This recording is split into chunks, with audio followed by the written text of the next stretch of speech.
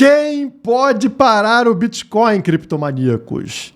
Estamos agora acima dos 47 mil dólares e o Bitcoin vem fazendo aquilo que a gente esperava na história. E a gente chegava a duvidar dele repetir exatamente os mesmos passos. No ano passado, que era o terceiro ano de um ciclo de 4 anos, eu falei para vocês que historicamente o Bitcoin ficaria ao redor de metade da alta histórica. Ou seja, ao redor de 35 mil dólares. Quando eu falei isso pela primeira vez e o Bitcoin estava lá no fundo do poço, as pessoas riram. Impossível. Vai sair de 15 e vai bater em 35 mil dólares em 2023. Não existe, não vai acontecer. E ele até superou isso. Até passou um pouquinho dos 35 mil dólares, como a gente sabe.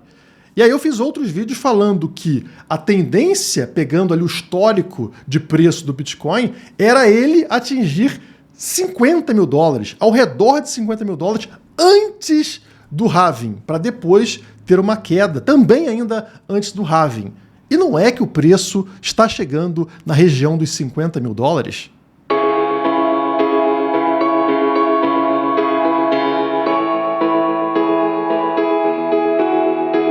Mas vamos continuar o nosso estudo para analisar a probabilidade da gente atingir os 50 mil dólares antes do próximo halving lá em março, abril de 2024. Então eu vou trazer para vocês esse gráfico aqui, que ele mostra uma linha de tendência na cor amarela, marcando os topos em cada ciclo de preço do Bitcoin. O halving está marcado novamente numa linha aqui, ó, em cada ciclo, vocês estão vendo, né? Essa linha e essa linha aqui em abril de 2024. E uma coisa interessante que vocês percebem é a Fibonacci marcada, o 0.786 em todos os ciclos aqui, porque o que acontece, qual é a tendência em cada ciclo? A gente percebe que existe uma alta histórica, tá? Existe uma alta histórica, o preço tem uma queda, e ele retorna antes do halving, atenção, antes do halving, ele retorna para pegar nessa retração 0.786 da Fibonacci, tá? Então subiu, pegou aqui antes do halving, como vocês estão vendo aqui, em 2016, correto?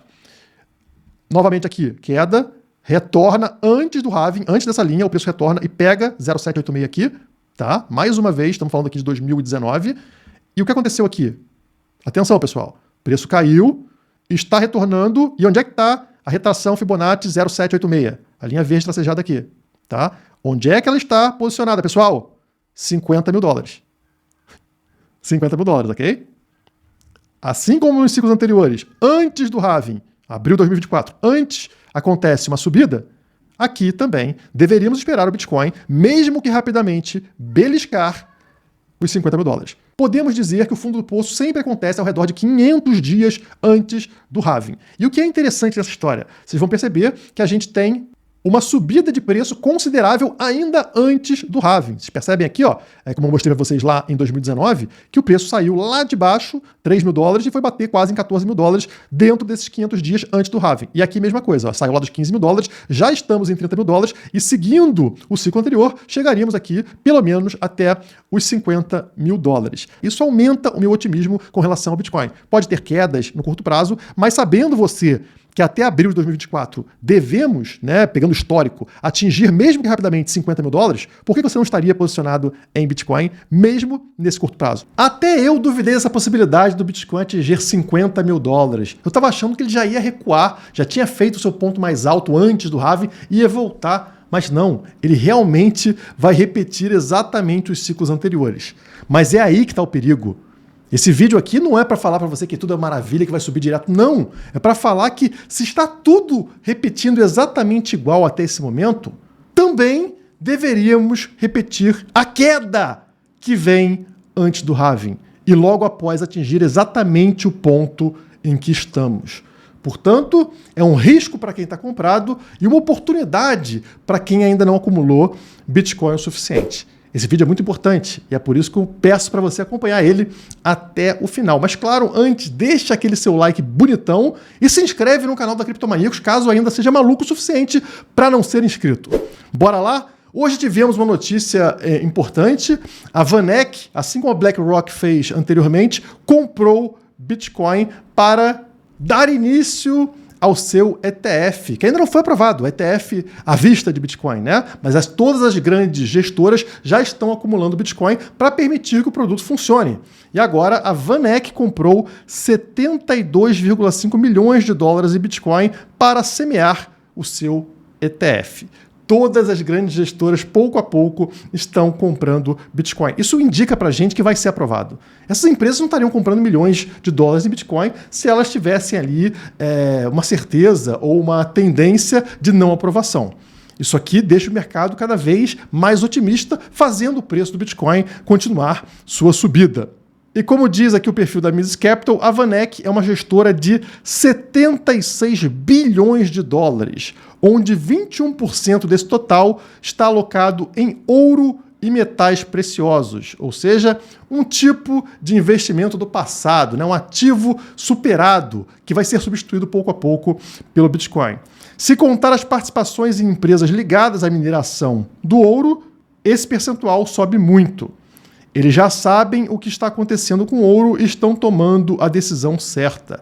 E essas gestoras estão tão empolgadas com o Bitcoin que está acontecendo agora uma competição, uma guerra por taxas mais baixas. Quando você entra num fundo de investimento, por exemplo, você paga lá uma taxa de administração, né?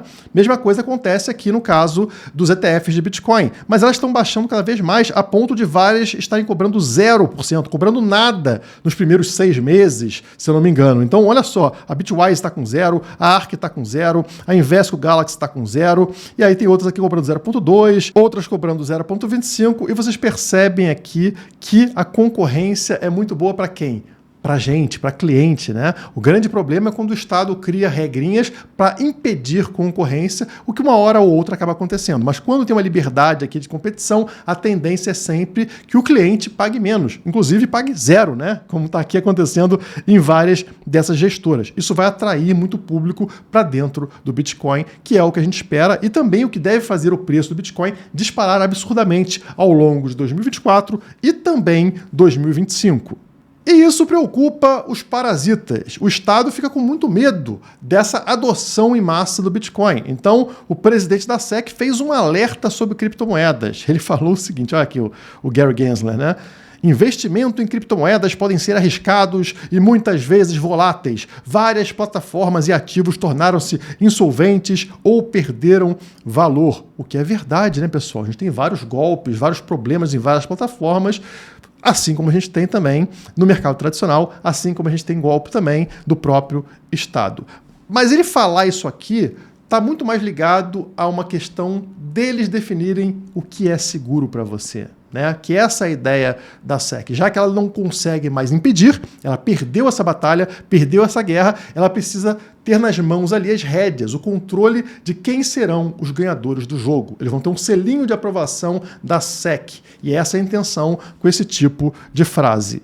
Notem então que a gente tem vários fatores para ganância, vários fatores para medo, e esses sentimentos eles vão mudando ao longo do tempo, gerando essa volatilidade no ativo, né? Principalmente em ativos que ainda são muito voláteis, como o próprio Bitcoin e as criptomoedas. Portanto, não esperem que a gente tenha uma subida contínua, claro que não. Essa nem é a tendência quando você olha para a psicologia do mercado. Se pegar um gráfico aqui de ciclo de mercado, a psicologia de ciclo de mercado, notem que é exatamente altos e baixos o tempo todo. Se pegar aqui, por exemplo, o topo do ciclo anterior, vocês vão ver que aqui o sentimento, no topo é euforia. E após a euforia, começa a queda, a gente passa por ansiedade, pânico, raiva, e aí começa uma alta, que a gente tem uma primeira queda depois da alta, depressão. Aí sobe um pouquinho mais, descrença, né? Você acha que não vai subir realmente, aí fica lateralizando. A gente passou por todo esse momento aqui nos 30 mil dólares do Bitcoin. De repente dá essa disparada que a gente está vendo. E a gente chega no hope, esperança. Pô, agora vai. Agora o Bitcoin vai voltar para as altas históricas. E qual é a tendência depois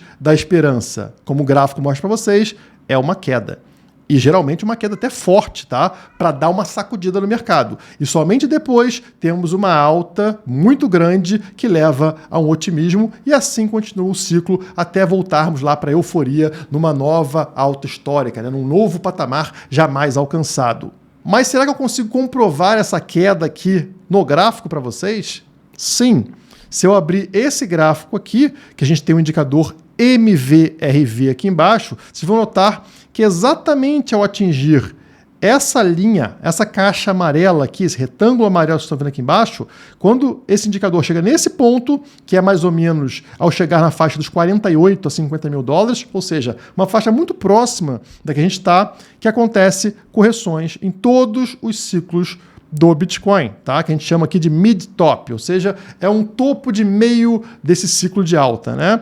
Então vocês vão perceber, por exemplo, em 2016, atingindo aqui nesse indicador e tendo uma queda de 28% no preço. Acontece a mesma coisa em 2019, atingimos esse patamar e vemos uma queda de 62% no preço. E agora estamos atingindo esse mesmo patamar nesse indicador. Eu não acredito numa queda muito violenta nesse momento devido ao oba-oba com a aprovação de ETF, tá? Mas uma queda de 15, 20, 30% até é possível, tá?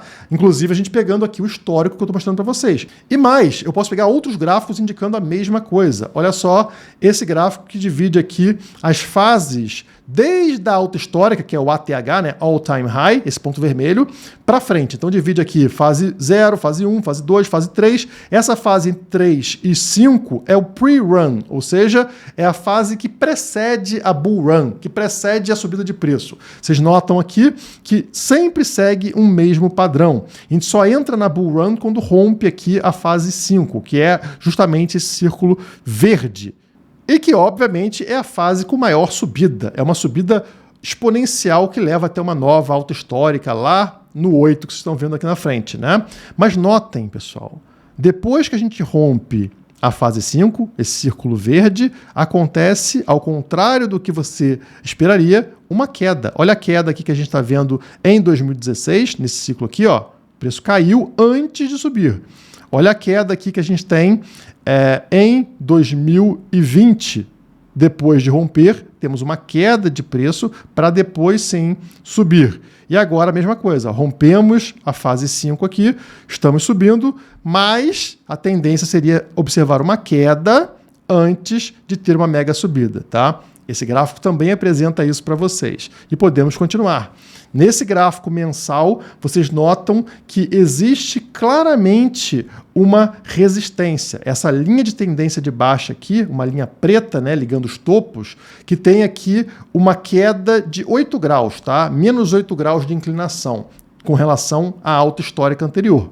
Vocês percebem que ela é uma resistência. O preço não consegue romper essa linha preta, não consegue romper essa resistência até passar pela linha azul na vertical, que é o halving, que é o halving, como muitas pessoas falam aqui no Brasil, né? Halving esse que só acontece em abril. Portanto, não seria esperado o Bitcoin romper essa região, essa linha preta, essa resistência que está nos 45.500. Guilherme, mas já estamos no 47 mil dólares. Não tem problema, esse gráfico é mensal. Você está vendo aqui, por exemplo, no ciclo anterior, pavio superando a linha preta, não tá? Então, ao longo do mês, superou também a resistência, superou a linha preta, mas fechou o mês abaixo. Tá? E teve a tendência de queda, como vocês estão vendo aqui, para só depois do halving aqui na frente, a gente conseguir finalmente romper essa linha preta. Ela acontece quando? Acontece aqui nesse círculo preto. Vocês vão perceber que o círculo preto está posicionado sempre depois da linha azul, sempre depois do halving. Então aqui é a mesma coisa. O histórico diz pra gente que podemos sim ver o preço subir para 47, para 50 mil ao longo do mês, mas ele vai recuar para baixo dessa linha preta, desta linha de tendência de baixa, de topos mais baixos aqui, tá? Ao longo do mês,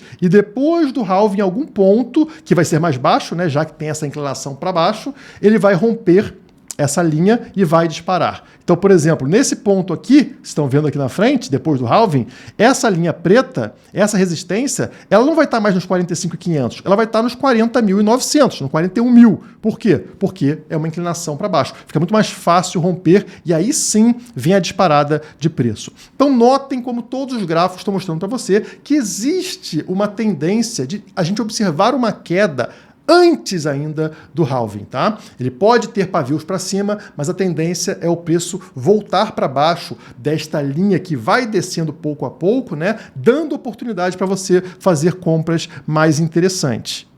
E para fechar aqui, eu vou trazer o meu gráfico diário para mostrar para vocês como essa região que a gente está passando é uma resistência conhecida e seria esperado uma queda de preço ao redor dessa faixa. Estão vendo aqui o preço nos 47 mil dólares exatamente nesse momento, né? E beliscando, encostando aqui diversas vezes nesse caixote amarelo, que é um caixote que vai dos 46 aos 50 mil dólares. Se vocês voltarem lá para a fase da alta histórica, eu estou aqui, ó, final de 2021, alta histórica, tá? Notem que, tirando essa alta histórica, tirando esse ponto que conseguiu superar, todos os outros pontos aqui estão com martelinho para baixo, dando pancada, né? Sofreu resistência no caixote amarelo e caiu. Olha só, primeira vez, subiu aqui em agosto de 21, bateu no caixote amarelo, afundou. Aqui para frente, dezembro de 21, ó, entrou no caixote, tentou superar ele mais uma vez, falhou, queda. Depois, mais para frente, ó, março de 22, mais uma vez tenta superar o caixote, a mesma região que a gente está agora, e bate lá, queda. Por quê? Porque é uma resistência importante. Exatamente o ponto que a gente está testando nesse momento. Então, historicamente, né, pegando todos os gráficos, diferentes análises aqui que eu mostrei para vocês, a tendência maior é uma correção de preço, tá? Que pode ir, na minha opinião, até 30%, mas pode ser muito menos do que isso, mas é normal a gente observar uma queda de preço nessa região. E isso é estranho, né? Porque a gente está na semana da aprovação do ETF à vista de Bitcoin. Isso pode mudar as coisas? Pode, mas pode também ser uma armadilha para a gente. Né? As pessoas já compraram, já teve todo esse incentivo para compra, essa empolgação toda, compraram justamente o boato e na hora que o fato acontece, todo mundo espera que suba e o preço cai. Então, eu não ficaria surpreso caso a gente observe uma queda após a aprovação do ETF à vista. Espero estar errado, espero que rompa aqui os 50 mil dólares e decole direto para 100 mil dólares, mas a história diz pra gente que esse não é o padrão. Se você acha tudo isso muito complexo, quer uma forma fácil, prática de investir em criptomoedas, entre para as carteiras da Criptomaníacos, que hoje estão dentro da Lastra. A Lastra é uma plataforma com diversas estratégias de investimento, incluindo a minha estratégia pessoal, onde você dá um clique e pronto, começa a seguir essa estratégia. Aqui na tela estamos na Lastra, estão vendo a Lastra aqui, e todas as carteiras da Criptomaníacos hoje estão dentro da Lastra, como por exemplo a carteira Altfactor, voltada para altcoins, a carteira HODL, a minha estratégia pessoal mais focada em Bitcoin. Aqui estão os resultados, tá? A gente não tem nem 3 meses dentro da Lastra, apesar de aparecer aqui 3 meses, que é o mínimo, né? Nós temos aí menos de 2 meses dentro da plataforma e tem aqui o retorno de cada uma das nossas estratégias, das nossas carteiras, incluindo a minha carteira HODL, que hoje aqui conta com mais de 2,2 milhões de dólares que vocês alocaram aqui na plataforma para seguir o que eu faço com os meus investimentos. Quem tiver interessado, o link para a Lastra e para as carteiras da Criptomaníacos está aqui na descrição. Enfim, comemorem esse momento fantástico de subida do Bitcoin, porque vem muito mais coisa pela frente. Com correção ou sem correção, a tendência do ano é fantástica para o Bitcoin e para as criptomoedas. Muito obrigado e até a próxima.